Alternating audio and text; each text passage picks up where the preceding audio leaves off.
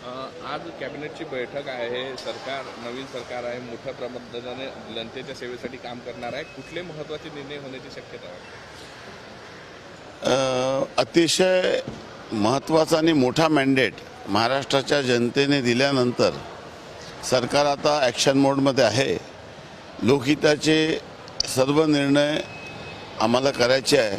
100 दिवसाचा टार्गेट प्रत्येकानेच निश्चित केलेला आहे आणि महाराष्ट्राच्या सामान्य जनतेला जे अभिप्रेत आहे, जे अपेक्षित आहे, अशा पद्धतीचे सर्व निर्णय प्रत्येक विभागाचे मंत्री आणि विभाग घेत आहे आणि माननीय मुख्यमंत्री महोदयांनी 100 दिवसात कुठले निर्णय कुठल्या विभागाने घ्यावे याबद्दल एक टार्गेट निश्चित केलेलं आहे आणि महाराष्ट्रातील सर्व विभाग लोकहिताचे जनकल्याणाचे निर्णय पहिल्या 100 दिवसात घेतील आणि त्या दृष्टीने सर्वांचं नियोजन सुरू आहे.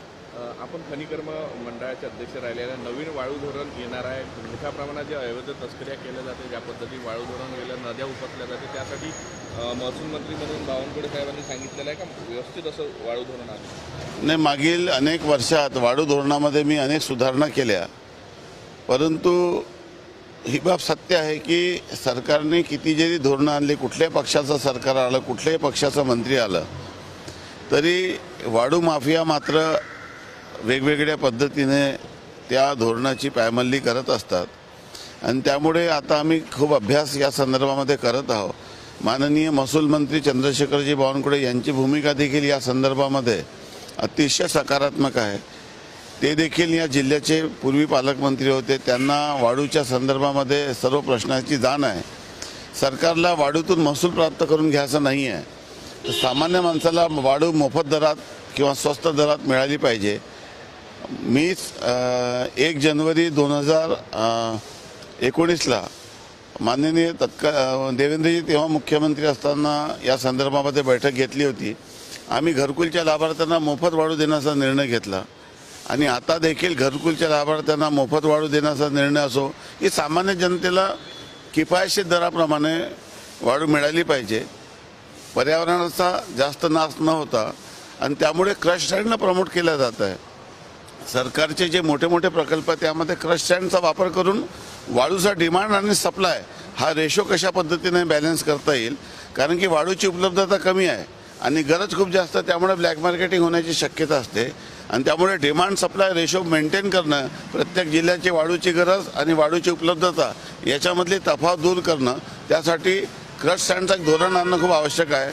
माननीय महसूल मंत्री या संदर्भामध्ये अतिशय प्रामाणिकतेने काम करत आहे आणि लवकरच वाळूच्या संदर्भामध्ये लोकांना अपेक्षित असलेला निर्णय येईल असं मला देखील अपेक्षित आहे. HMPB संदर्भात न्यायालयामध्ये एक जनहित याचिका दाखल करण्यात आलेली आहे. त्यांची अशी मागणी आहे की न्यायालयाने राज्य सरकारला आदेश द्यावे की या संदर्भात आताच टास्क फोर्स स्थापन करून उपाययोजना करावी. नाही, सरकार अतिशय अलर्ट मोडमध्ये आहे. पूर्वीचं कोरोनाचा इम्पॅक्ट बघता या संदर्भामध्ये जे काही आवश्यक उपाययोजना आहे ते करण्यात येईल. कोणाला हायकोर्टात याचिका दाखल करण्यात याचा वैयक्तिक अधिकार आहे, परंतु कुणी याचिका दाखल करू की न करो, सरकार या संदर्भामध्ये अतिशय गांभीर्याने आवश्यक ते उपाययोजनांनी काळजी करत आहे. जंगल सफारीमध्ये ज्या जिप्स्यांनी वाघाला घेरलं त्या संदर्भात देखील स्वतः कोर्टाने संज्ञान घेतलं आणि मुख्य वनरक्षकांना या संदर्भात अहवाल देण्याचे आदेश दिले. नाही, मी स्वतः या मताचा आहे की जी घटना घडली ती अतिशय दुर्दैवी आहे. उत्साहात काही लोक काही करतात.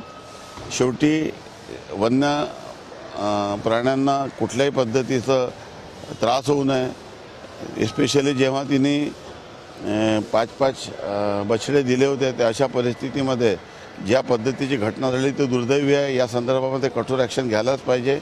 मला देखील ही घटनेची माहिती मिळालेली आहे आणि सरकार या संदर्भामध्ये अधिक गंभीर पावलं उचलतील. मी देखील या संदर्भामध्ये आपल्या विभागाच्या अधिकाऱ्यांना, म्हणजे मी स्वतः एक पेंचमधला मतदारसंघाचा प्रतिनिधी देखील आहे, त्यामुळे अशा पद्धतीची घटना होऊ नये.